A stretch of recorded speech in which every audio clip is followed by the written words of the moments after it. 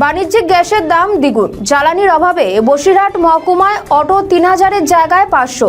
Israel Iran যুদ্ধের পরোক্ষ প্রভাব, সেই সঙ্গে বাড়ছে কালোবাজারি, জীবন জীবিকার টান, দুশ্চিন্তায় কয়েক হাজার অটো পরিবার। উত্তর ২৪ পরগনার বসিরহাট মহকুমার সীমান্ত থেকে সুন্দরবনের একাধিক রুটে প্রায় ৩,০০০ অটো রয়েছে, যা নির্ভর বাণিজ্যিক গ্যাসের ওপর। কেজি প্রতি আগে দাম ছিল ৭২ টাকা, এখন বেড়ে দাঁড়িয়েছে ১৩০ টাকা। প্যাসেঞ্জারের ভাড়া একই রয়েছে, যার ফলে আগামী পরিবহন ব্যবস্থার উপর প্রত্যক্ষভাবে কোপ পড়েছে।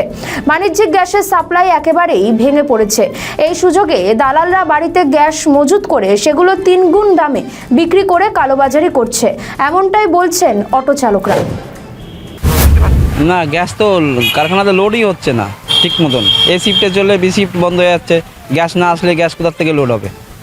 গ্যাস তো ঠিক মতন পাচ্ছে না লোকে, মানে আমাদের যে কারখানায় যে লোড হয় সেই লোড তো হচ্ছে না ঠিকঠাক মতন। হ্যাঁ, এবার যতক্ষণ না ওইখান থেকে গ্যাস আসবে তত গ্যাস তার ইন্ডিয়াতে তৈরি হয় না, গ্যাস তো বাইরের থেকে আসে। এবার যেখান থেকে আসবে সেখান থেকে যুদ্ধ বেঁধে আছে। এবার যত সময় না আসবে তত সময় গ্যাস দিতে পারছে না। যদি ইন্ডিয়ায় তৈরি হতো তাহলে তো কোনো সমস্যাই হতো না।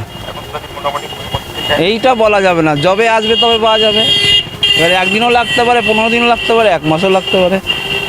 এটাই হচ্ছে সমস্যা। বিনয় সরকার। আমি বলবো বিরাট অসুবিধা হচ্ছে গ্যাস না পেলে।